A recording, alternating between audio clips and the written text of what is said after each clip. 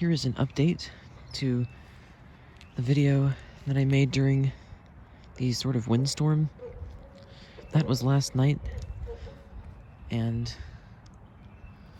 I'm biking around,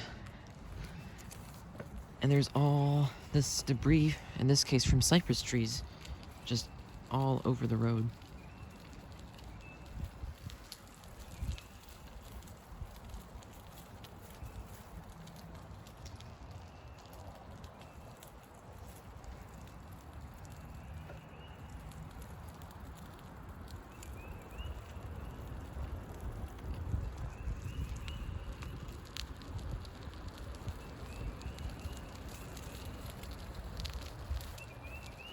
It's never been anywhere like this before.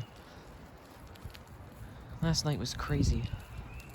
The power actually went out right at midnight, so all the clocks that reset themselves are actually still correct.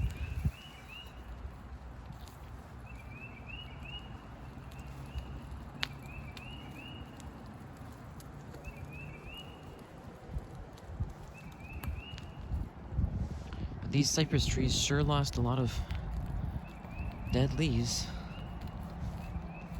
I don't think I've ever seen this many on the ground before.